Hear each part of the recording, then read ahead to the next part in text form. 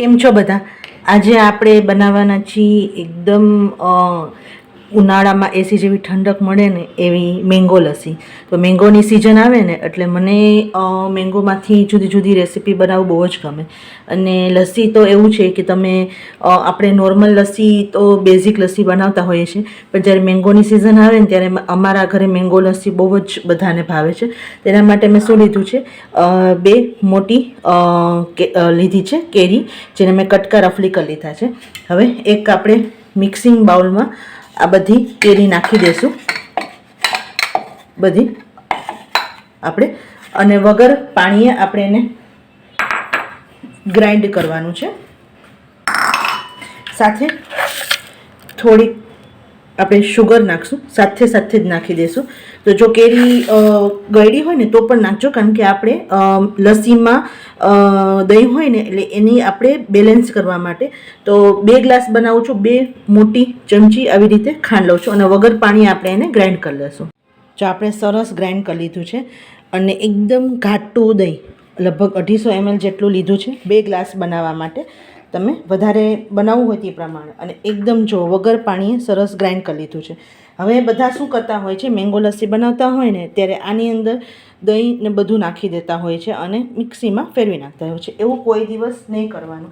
એવું કરશો તો જે મેંગોની જે ક્રીમીનેસ હોય અને મેંગો અને જે દહીંની ક્રીમીનેસ હોય ને એ બધું વયું જશે. તો પહેલાં બધું એમને ખાલી બધું અત્યારે પહેલાં મિક્સ કરી લઈએ.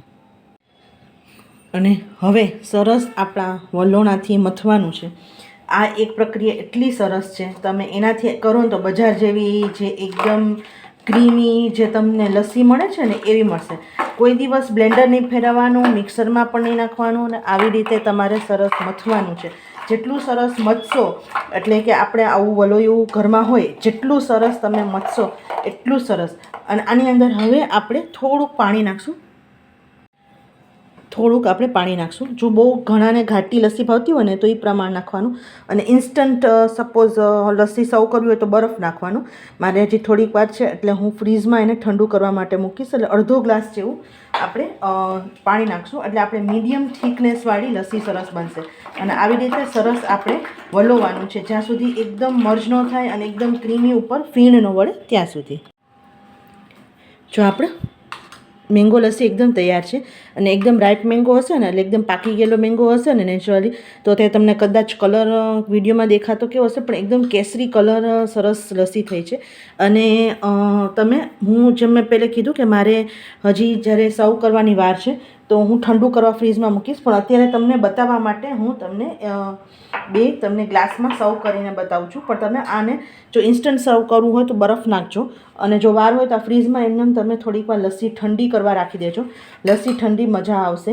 અને બિલકુલ ખાટું દહીં નહીં લેવાનું. આમાં એક વસ્તુનું ખાસ ધ્યાન રાખજો, ખાટું દહીં નહીં લેવાનું, એકદમ મોડું દહીં હોવું જોઈએ, તો જ લસ્સીનો ટેસ્ટ સારો આવે. અને બિલકુલ ગળું નહીં પકડાય. તમને કદાચ લાઇટ ડિનર પણ ન કરેલું હોય ને તમને કદાચ ખાવાનું મન થયું હોય તો ખાલી તમે આ લસ્સી પી લ્યો તો તમને મજા આવી જાય. ઉપરથી ફરીથી આવી રીતે હું મેંગોના પીસ આવી રીતે થોડાક નાખીશ.